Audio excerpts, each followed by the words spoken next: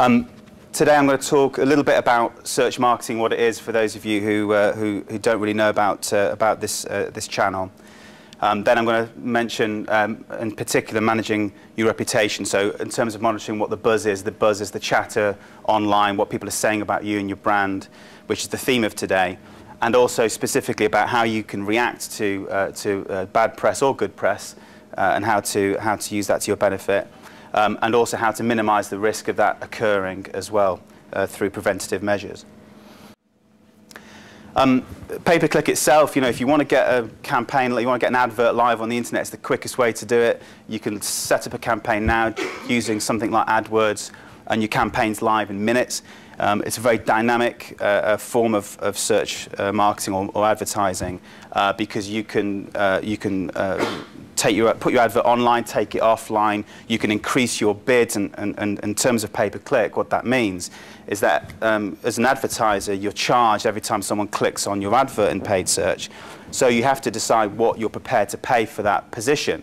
Of course, it's not the only element that makes up your rank online. There are other elements, such as your click-through rate. Your click-through rate is the ratio of clicks from the impressions. So how many times someone sees your advert, how many times they click through to that advert. That's taken into consideration in your ranking.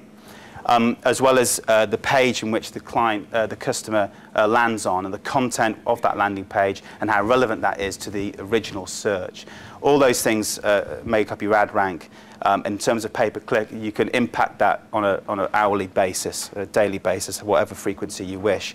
So it's very fast, but it does incur media costs. Media costs are the cost of the click that people encounter when they choose your advert.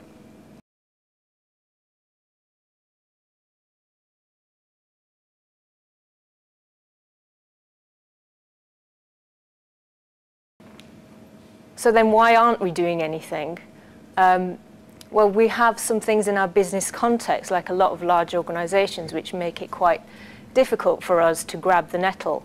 So we have a heavy-duty sign-off process for corporate communications. So we feel that blogosphere is a medium where you need to react quickly, and we can't always do that. Someone posts something, it might take us a week to decide how to respond. So we don't think that's good enough. So we're very wary of the fact that people can get blogging wrong. I think they should be doing it, rush out and do it, and actually really embarrass themselves. And quite a few large companies have done that. So we have a skills gap in Bupa, which we're trying to address. Also the time and resource. So there's cost. We know that to manage a blog properly, you have to put a lot of effort into it, and you have to maintain it. And like a lot of large companies, again, we need to be able to predict the return on that, and that's a bit difficult for us to do. Our first real Bupa blog went live at the end of last year. It started off as an internal initiative. So Bupa has quite a lot of community work, community activities, charitable activities. And for our 60th anniversary, we had an employee challenge. We sent a lot of employees out to Thailand to an orphanage to work there for a number of weeks. They all went in different groups. And it created a lot of interest from inside the organisation, but also friends, other organisations. So we put this blog out externally, and in about 6 weeks it had about 23,000 hits, so there was quite a bit of interest. And it's the first time that we had sort of put a blog out externally. It's nothing to do with our products at all, it's to do with our activities in the community, and that's the aspect of the brand that we wanted to kind of share outside Bupa.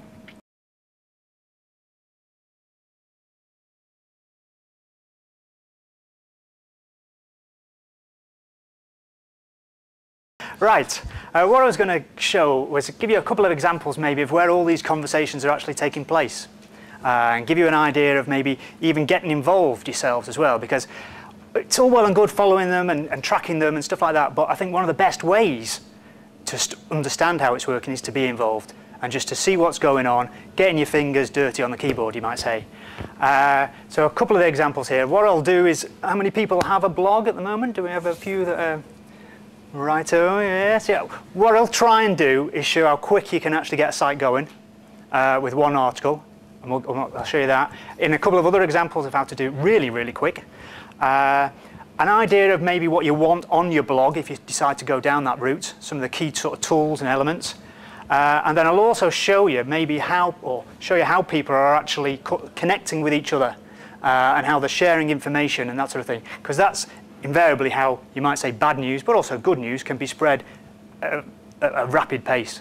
It can be spread across to the internet really quick. So the way I describe the reason behind the boost and the arrival of blogs is that I think in days gone by, most PR people and anyone involved with the media, us as consumers were sat at the end of this funnel, at the bottom of this funnel, and everyone was there. The government were involved, the newspapers were involved, PR people were involved. They were going through it all, slicing and dicing it, making sure that us little people that sat on our sofas in front of the telly got the story that they wanted. And I think that's changed. It's gone the other way around. I'm now at the top of the funnel. I can go around and follow people's websites. I can go and follow people's writing. I can draw up their stories when I'm ready to read. And they can influence my sort of thoughts. I can then pass those sort of things on to my friends as well. It's flipping the funnel, is what I call it there.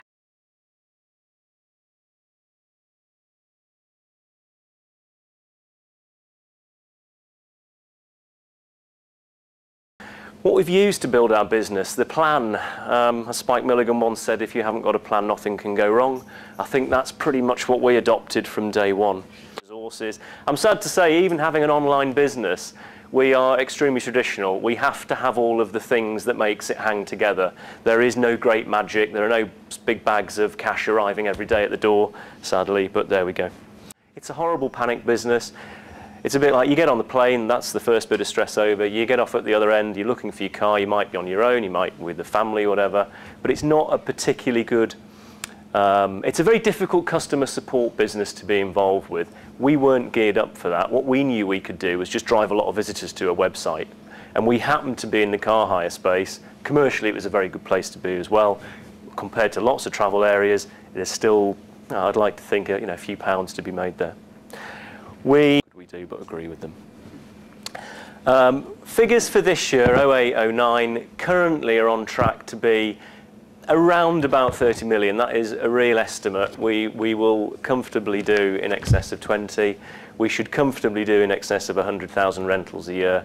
The scary thing is we've, to my knowledge, never spent a penny on advertising in the traditional media world. I think as Martin, as Craig has said, as Keely has also said, paid search, organic search and SEO optimization has been really what we knew from day one and understood from day one. Back in 99-2000, it was a bit of a black art. I know there's a lot of information around in the press now, but we kind of thought that, well, it seemed like a good idea and nobody else was doing it. So generally speaking, if nobody else is doing it, you're probably on the right track.